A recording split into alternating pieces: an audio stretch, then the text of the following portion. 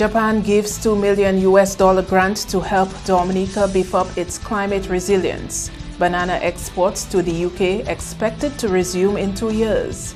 And displaced people cause operations at a center for disabled children to be at a standstill. Welcome to the Channel 5 News. I am Idona Jean-Baptiste. Details of these and other stories coming up. Rudolph Thomas Enterprise in Portsmouth, your suppliers of building materials and hardware products. Over 20 years experience in the business. Rudolph Thomas has lumber and plywood, galvanized and fenced pipe. Check out Rudolph Thomas for ceramic and vinyl floor and wall tiles, nails, nuts and bolts, paint and painting supplies. And check out their line of electrical and hand tools. Go now to Rudolph Thomas on 1240 Bay Street in Portsmouth.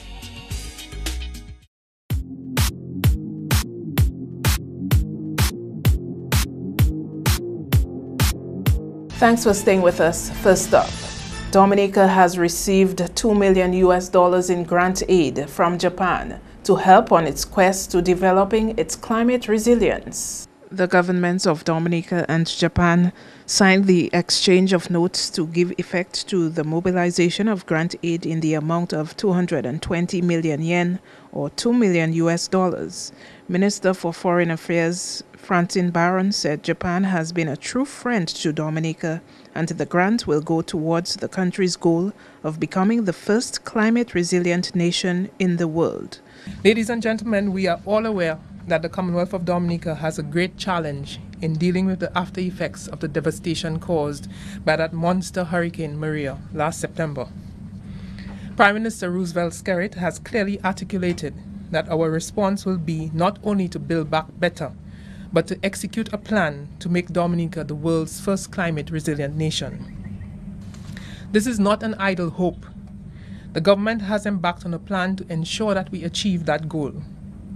A climate-resilient strategy for Dominica is being developed with the assistance of our development partners, and we look forward to the financial and technical assistance of all our partners in undertaking that task. Today's signature of the exchange of notes between the government of Japan and the government of Dominica for the provision of disaster reduction equipment adds an important dimension to the strong and fruitful relations that exist between our two countries.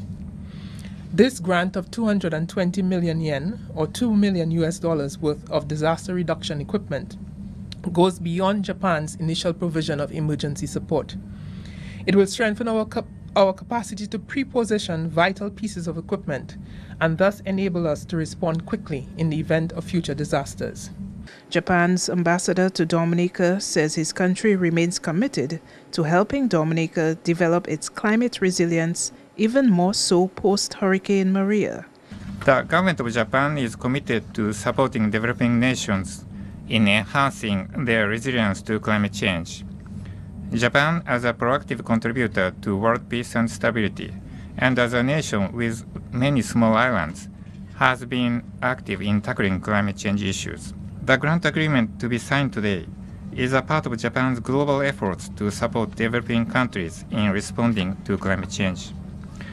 This grant will be used to purchase equipment such as generators, water pumps, sleeping cots, a response vehicle, and telecommunication equipment, which will help enhance the command and logistical capability of the Commonwealth of Dominica's national disaster management system.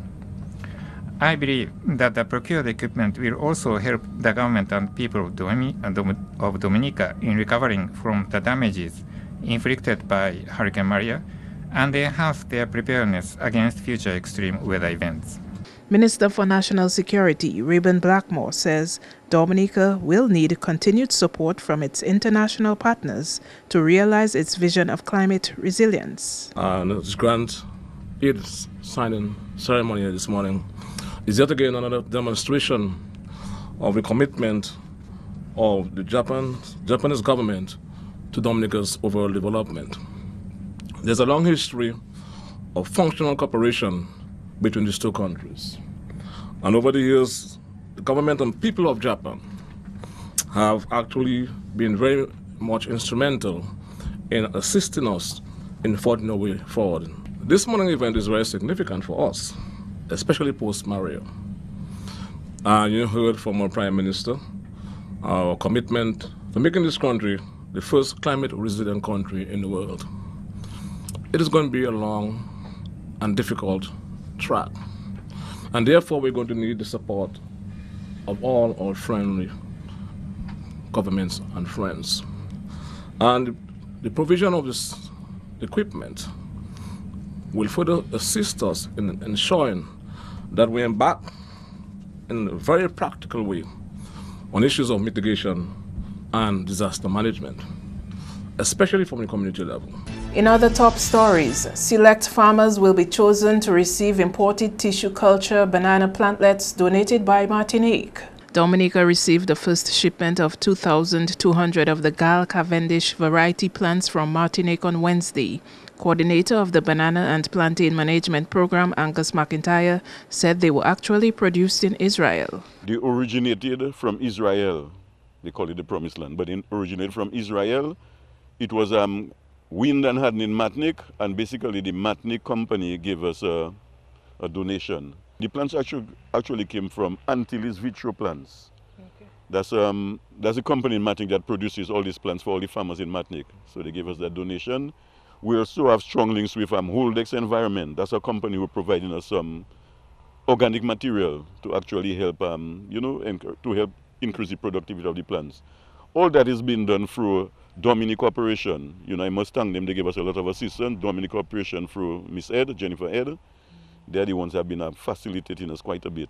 The plants will remain at the Botanic Gardens for observation for 1 week, following which they will be distributed to farmers on March 8th. We're keeping them 1 week in quarantine, where we're going to observe them for anything abnormal.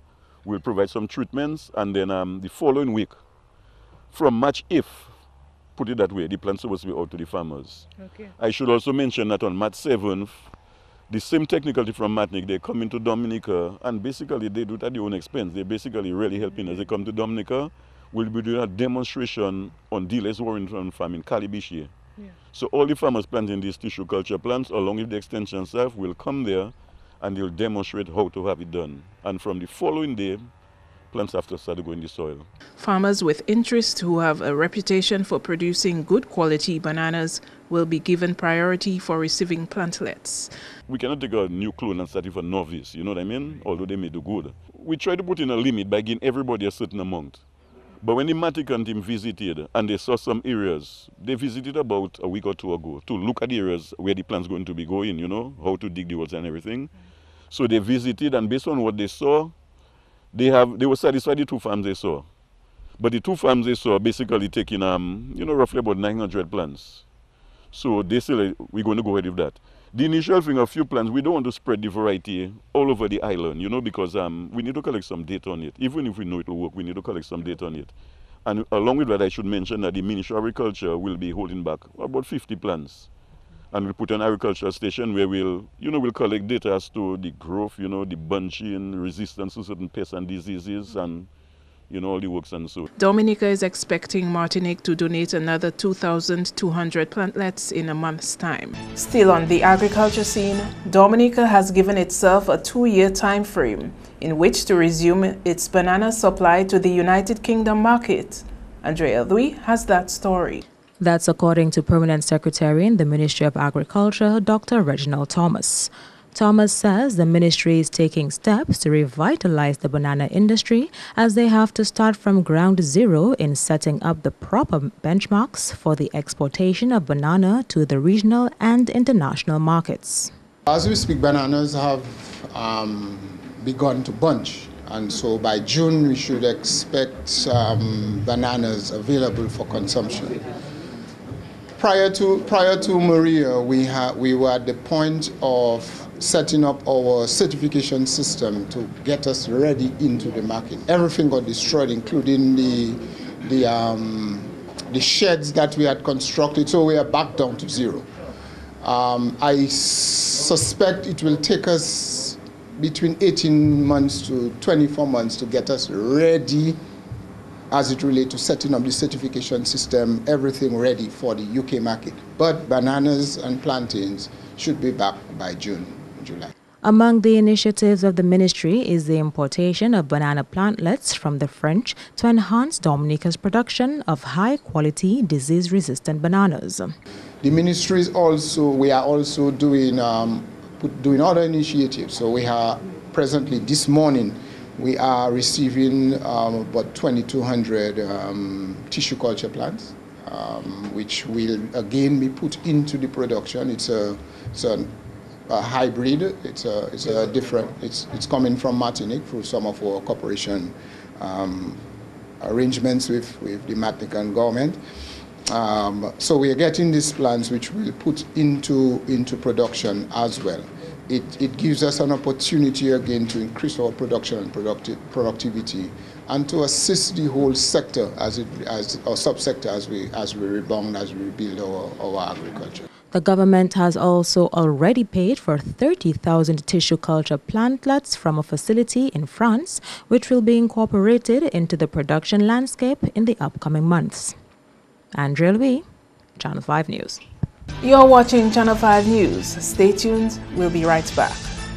Do you need more cash for that home improvement? Then come to Fast Cash, where we give you more. At Fast Cash, our customers get more funds and more time to repay. But wait, can't come to us? We'll come to you, and our mobile officer will get you on your way. Small businesses, consumers, and taxi owners. Fast Cash has more for everyone. Simply call or visit any of our locations for more. Smarter, faster, better. Fast Cash. Terms and conditions apply. If you're HIV positive or have an STI, having unprotected sex with multiple partners puts them in grave danger. You'll expose every partner and their present and future partners to HIV or another STI. Use a condom every time you have sex. You can live a productive life even if diagnosed with HIV. Remember, early detection is key to your survival. Be responsible, protect yourself and others. Help stop the spread of HIV and other STIs.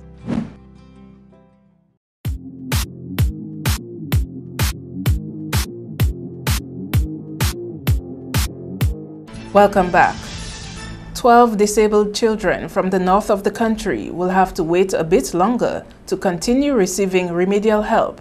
Andrea Louis tells us why. The first of its kind Respite Center was opened in Chance, Portsmouth in July 2016. The center caters to disabled children primarily from the northern section of the country by providing daycare services and helping develop their motor skills. As a result of the hurricane, 5 families from the community sought refuge in the Respite Center and 3 are still there. Ainsworth Irish, who is director of PASSIS, that is, Parents Advocating for the Inclusion of Children with Disabilities in Society, told Channel 5 News that it is the hope of the board to welcome back the disabled children by the end of this month. Post-Maria, the authorities had asked us to take about 5 families at the center for about 5 weeks. It's now over 15 weeks. Yes, we sheltered 5, families not separate from and apart from the children at the Respite Center. But the authorities in Portsmouth, and of course the government, had asked us to take in 5 families, to rescue them since they had no place to live for about 5 weeks. It's now over 15 weeks. So as a result of that, 2 families have since left, another 3 still there, and we cannot open this center. And, it pains me a little bit because some 8 families who were employed there, they are now unemployed. But yesterday I went to Portsmouth and had a discussion with the families in there, and I spoke to Samaritan Purse, and they indicated their willingness to do something. The parents are calling and inquiring what is happening. We would really would have liked to open early in January, that's this year, but then again, as I said, the people are there, the families are there. So we're looking forward towards the end of March. A staff complement of 8 runs the operations at the center. Irish says the employees have been out of a job for 5 straight months and, while understanding the situation, are anxious to get back to work. We do not have the financial prowess that we can give them a sort of, financial grant or support. But we have actually, had discussions with them. We give them what we could, in the initial stages, so they can understand. And but of course, it's more than 5 months now, and the people want to be gainfully employed. So, it is a bit of a concern for us. Our board will meet this weekend to chat the way forward, and I can only hope that some positive discussions will come on where we can do something in terms of helping them, give them support, because obviously they have their families to maintain, And, being out of job for 5 months in a place where you expect to have job security, that will pose a little bit of a problem. The PASS's director says little damage was sustained to the Respite Center from the hurricane, and government has remained committed to financially supporting the institution. We suffered some $15,000 worth of damages after, during Hurricane Maria. Since then, we have effected the repairs. I must tell you, in fact, the government had already given me $75,000 to run the facility, well, part of the proceedings to run the facility for 2018. So we used some of that money and did the repairs. The government have been giving us some support even before the center was open. And the Prime Minister himself, Mr. Roosevelt Skerritt, agreed to give us a subvention, an annual subvention of $150,000, and we get it in 4 tranches, 47. But this year, early, they gave us $75,000, and which is 50%. And the other 50% will come in shortly, maybe before the end of the next budget. And certainly, government have been coming on board and giving us that sort of support. And I must say I'm extremely delighted. The Respite Center was constructed to the tune of approximately $1,043,000 and caters to disabled children aged 3 to 18. Andrea Louis, Channel 5 News. Social Services Minister Catherine Daniel recognizes the urgency for relocation of the privately run Grotto home for the homeless to its new site at Bellevue Roll. Construction of the home's new building at Bellevue Roll was almost complete before the September disaster. Social Services Minister Catherine Daniel agrees the state Hurricane Maria has put the Grotto home in is terrible. However, she added that government has been providing financial support to facilitate its relocation. Government gives subvention to these people. We assist in whatever way we can. And the relief, the first stage of dealing with the hurricane, the relief stage where we were doing supplies, we supplied them. Even when the PM met with them December 2016, where we brought all these organizations together and we asked them to, tell us what your needs are, and their needs were identified, and we gave them in excess of $400,000 to the 9 organizations to help them fix up some of the needs that they had at this time. And one of the needs of the Grotto at this time was the completion of that space there. While the new building at Bellevue Roll suffered minimal damage during Hurricane Maria, further compounding their challenges to relocate is due to displaced people using there as a shelter. Daniel said she is concerned about the Grotto's home's resident safety at the existing deteriorating building. It's time we have to work expeditiously before the next hurricane season to get them out, because they had to move from the old building that they were to go to the lodge on the other side, and they back at their old building, and it's not, we have to get them out. They're still under the tarpaulin, but we have to, the organization, the Grotto, they have to get out these people and take them up to Bellevue Roll. People will shelter in there, they vandalize the place, and vandalism has become the norm for some people, and this is a frightening situation. But I'm hoping that before the next hurricane season that they would have gone up, because we're concerned about their safety and about the condition. I have visited the Grotto quite a few times, and I mean humanely, and when you see them, you can go, you visit, talk to them, but there is need for them to move. And the Roseau Primary School building has been cleared as of Wednesday evening with the intervention of the police. This as some displaced residents of Bath Estate resisted instruction by the authorities to relocate to a temporary shelter next to Forestry Division.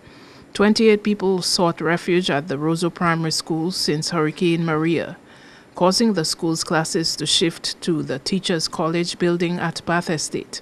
Eden Richardson of Emsall was a resident at the Roseau Primary School.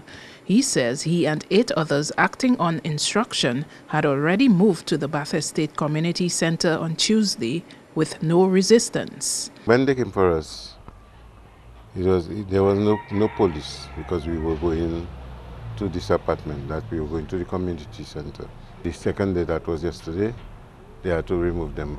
I wasn't so close and I didn't pass down there. Oh, you were not there then? No, because I was here. They had to get them out. The police had to interfere because they said some of them didn't want to go, you know. They said they didn't want to leave. So if you are at the government apartment and they ask you to leave and they need this code, you have to leave. So that is why they had to get some forces, you know, make sure that they leave. Social Services Minister Catherine Daniel told Channel 5 News on Wednesday that the community center was being partitioned to accommodate those displaced. Richardson says the setup is comfortable. He originally lived at a housing scheme in Emsall. And plus the river has taken a part of the foundation, you know. So we have to, well, as I know that the government said that they will relocate us, you know, they'll put us in a shelter, and those that can build, they will build, and those that cannot will build the same place. They will relocate them somewhere else, you know. But as we know, it's left. We're waiting on the government. That's news. Kenny Williams is up next with the sports highlights. M&J Covering is the producer of designed galvanized and galvalume in Dominica. They design to your specifications, color and length, 4 styles of galvanized and galvalume pre-painted roofing sheets as requested, and supply all your galvalume accessories. M&J Covering helps you control spending and reduce waste. At M&J Covering, they are also equipped to build your roof to precise standards anywhere on island. So come to M&J Covering at 1 Mile in Portsmouth or call 445-5001-275-5003 today.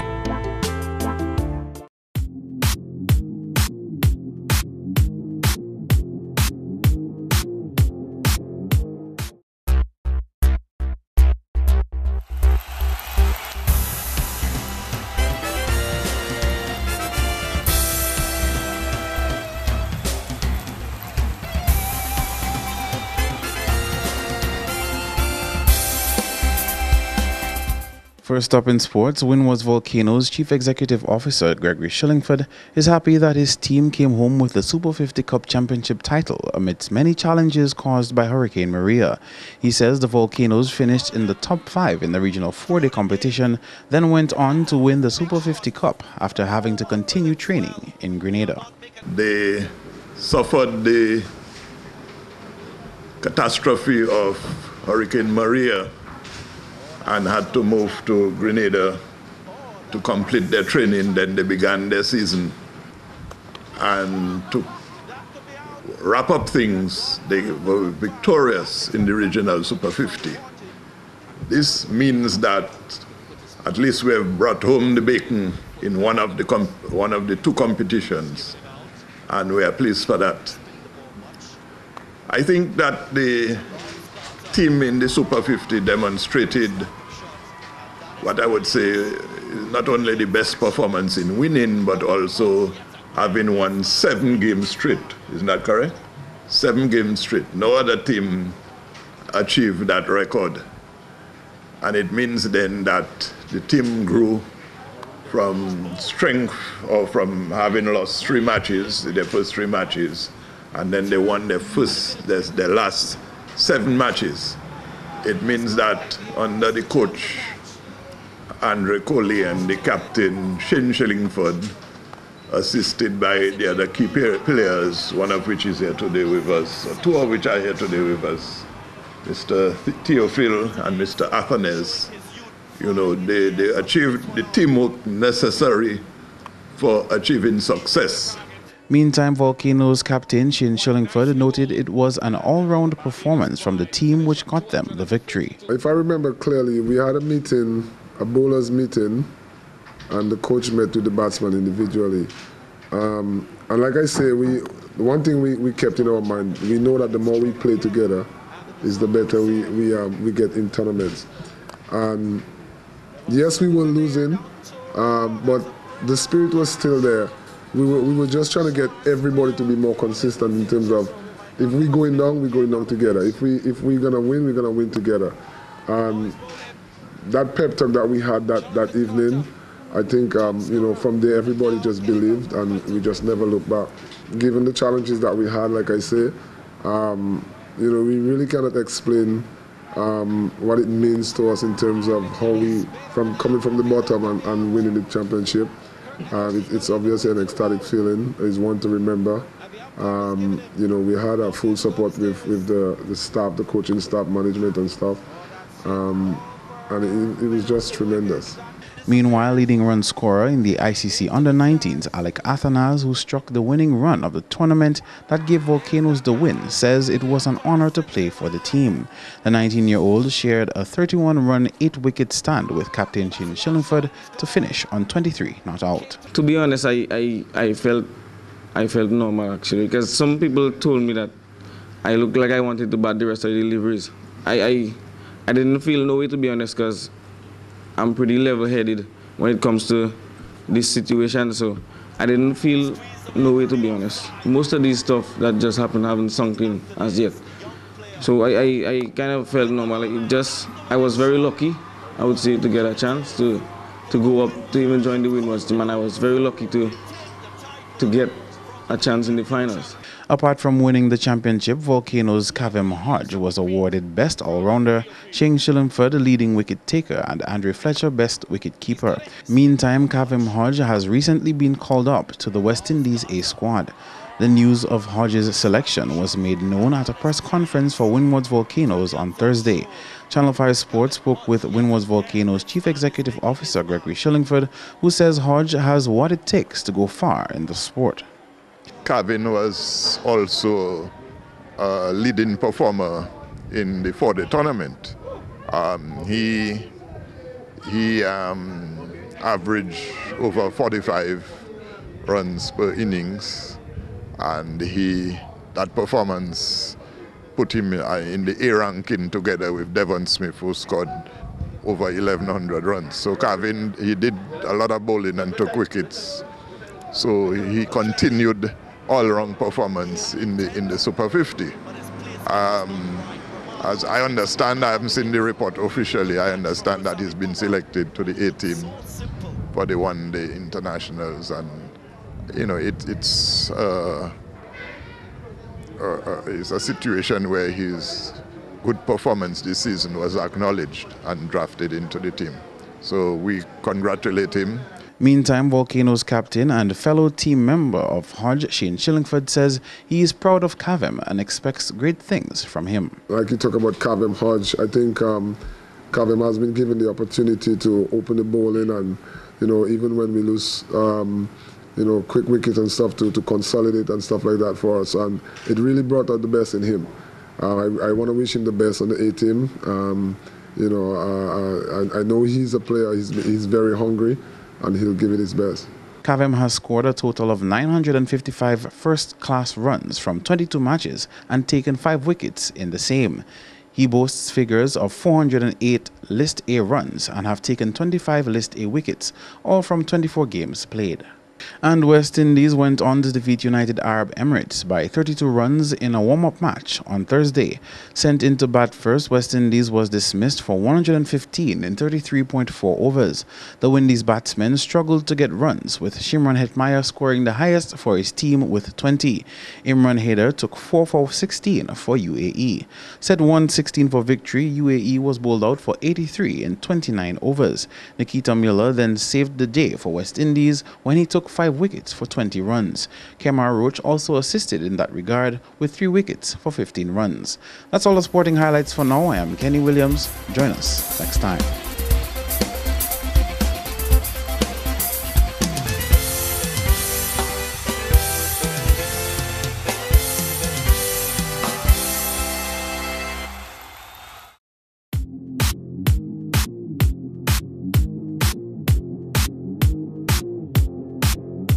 To end the news, the headlines again.